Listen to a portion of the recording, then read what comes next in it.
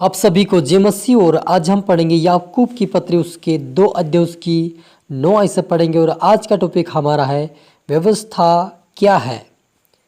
और लिखा है, पर यदि तुम पक्षपात करते हो तो पाप करते हो और व्यवस्था तुम्हें अपराधी ठहराती है। क्योंकि जो कोई सारी व्यवस्था का पालन करता है परंतु एक ही बात में चूक जाए तो वह सब बातों में दोषी ठहर चुका है। हालेलुया। हम प्रार्थना करें।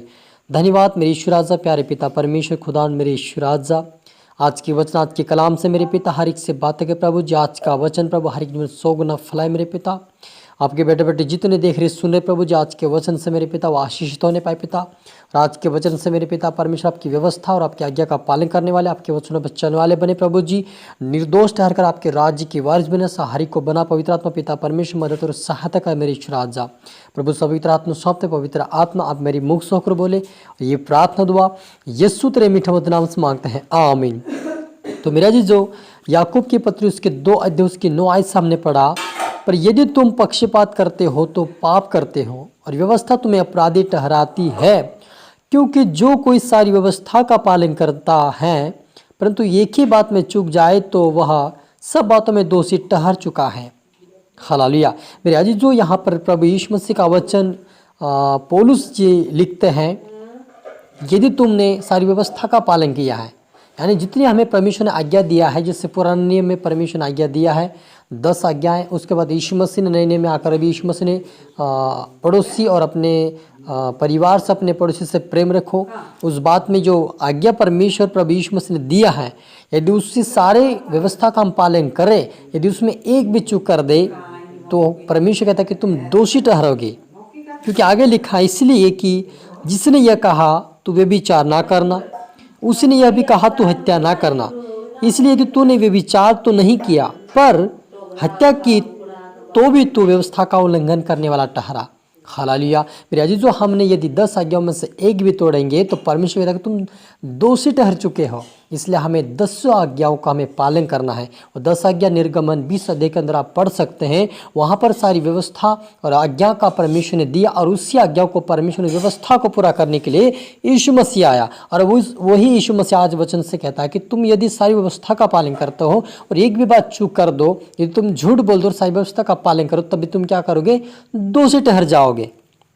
इसलिए यहाँ पर मुझे झूठ नहीं बोलना है, चोरी नहीं करना है, हत्या नहीं करना है, बुरा नहीं सोचना है, लालच नहीं करना किसी घर की ना किसी चीज़ों की। क्योंकि हमें परमेश्वर ने इस बातों में हमें सिखाया है, उस सिखाए हुए वचन के अनुसार ही व्यवस्था का पालन करके हमें स्वर्ग राज्य के वारिस बनना है।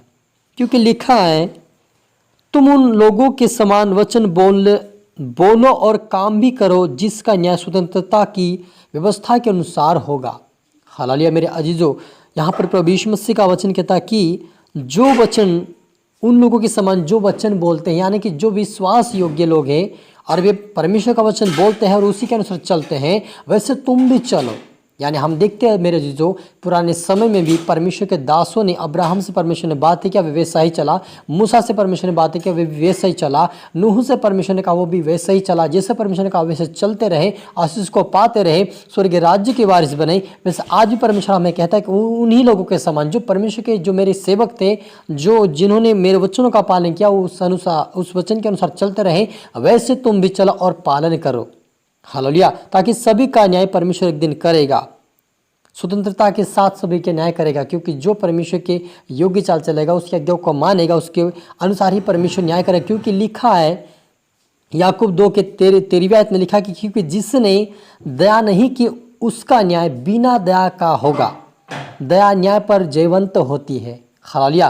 मेरे अजीज, यदि हम किसी पर दया नहीं करेंगे, किसी पर रहम नहीं करेंगे, किसी दया का मतलब होता है कि हमें दूसरों को माफ़ करना, दूसरों को क्षमा करना, दूसरों के लिए अच्छा सोचना, दूसरों के लिए प्रार्थना करना, यह हमारी दया है मेरे अजीजों। और जब हम दया करेंगे तो दया के अनुसार ही हमारा न्याय होगा। लेकिन जो दया नहीं करता है, जो प्रेम नहीं करता है, जो मेल मिलाप नहीं रखता है, जो सत्य नहीं बोलता है, जो कोई परमेश्वर का व्यवस्था का पालन नहीं करता है, वो उसी के अनुसार उसका न्याय किया जाएगा और उसको दंडित किया जाएगा, क्योंकि वह दोषी ठहर चुका है। लेकिन प्रभु कहता है कि जो मेरी व्यवस्था का पालन करेगा, जो मेरे वचनों पे चलेगा, जो मेरी इच्छा को पूरी करेगा, जो मेरे पिता की इच्छा को पूरी करेगा, वो क्या करेगा? स्वर्ग राज्य की वारिस बने, क्योंकि वो निर्दोष है।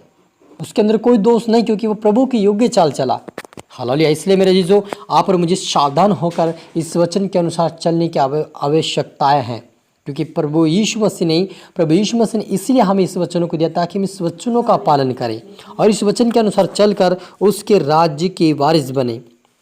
क्योंकि हम देखते हैं कि जब नूह से परमेश्वर ने कहा कि एक क्या कर कि संसार में बहुत पाप बढ़ गया है और जिससे मन चाहा उससे शादी कर रहे हैं, विवाह कर रहे हैं, गलत कार्य कर रहे हैं, व्यभिचार कर रहे हैं और क्या कर लुचपन में लगे हैं, पियक्कड़पन में लगे, इसलिए तू क्या कर, सारी दुनिया को मैं नष्ट करने पर हूँ, इसलिए तू क्या कर कि एक गोपर वृक्ष के एक जहाज बना ले अपने परिवार के बचाव के लिए। परमेश्वर ने सिर पर आवाज़ दिया नूह को, और उस आवाज़ को सुनकर परमेश्वर ने वैसा ही किया जैसा परमेश्वर ने कहा था, और वो गोपर वृक्ष का वो क्या करने लगा, काट कर उसका जहाज बनाने लगा और लोगों को भी सुसमाचार सुनाते रहा। उनसे कहने लगा कि देखो, परमेश्वर यूहन्ना ने मुझे चेतावनी दिया है, मुझे आवाज़ दे के बातें किया और मुझे कहा है कि तू गोपर वृक्ष का क्या कर, जहाज बना ले और सभी लोगों से कहता रहे कि वो भी इस जहाज में आ जाए, क्योंकि जो आ जाएगा वो बच जाएगा। वैसे मेरे अजीजों, आज हमें प्रभु यीशु मसीह अपने नाव में आप और मुझे बुलाना चाहता है, क्योंकि प्रभु यीशु मसीह के नाव पवित्र है, निष्कलंक है और वो नाव हमें परमेश्वर के राज में पहुँचाएगा। उस समय भी नूह को परमेश्वर उस जहाज के द्वारा बचाए, लेकिन जो जहाज के अंदर नहीं आए वे क्या किए, सभी को परमेश्वर ने जल प्रलय से नष्ट किया। लेकिन अभी यीशु मसीह के परमेश्वर कहता कि जब मैं न्याय के लिए पर अपने पुत्र को भेजूंगा, अपनी महिमा में अपना पुत्र आएगा, फिर से यीशु मसीह फिर से अपनी महिमा आएगा, सबका न्याय करेगा। तो न्याय करने के बाद क्या करेगा, पृथ्वी के ऊपर आग और गंधक बरसाएगा, उन्हें जलाएगा। मेरे जीजो, पहले समय नूह के समय परमेश्वर ने चेतावनी देकर नूह से कहा था कि मैं पानी बरसाऊंगा और मैं जल प्रलय से धोकर पवित्र करूंगा। लेकिन अभी परमेश्वर ने कहा है कि मैं जब न्याय करूंगा, जब वो न्याय करेगा सभी का, तो वो क्या करेगा, आग बरसेगा, गंधक बरसाएगा, सुदर अमर का समान विनाश करेगा। इसलिए आप मुझे उस आग से बचना है, उस नष्टता से बचना है, उस परमेश्वर से बचना है, उससे स्वर्ग के राज्य के वारिस बनना है। तो आज से सावधान हो जाए, पूरी व्यवस्था और सारी आज्ञाओं का पालन करके उसके राज्य और इच्छाओं को पूरी करें। हालेलुया। हम प्रार्थना करी। धन्यवाद मेरे ईश्वर राजा प्यारे पिता परमेश्वर, आज के वचन, आज के कलाम से मेरे पिता हमारी से बातें कि आपका धन्यवाद मेरे यहोवा।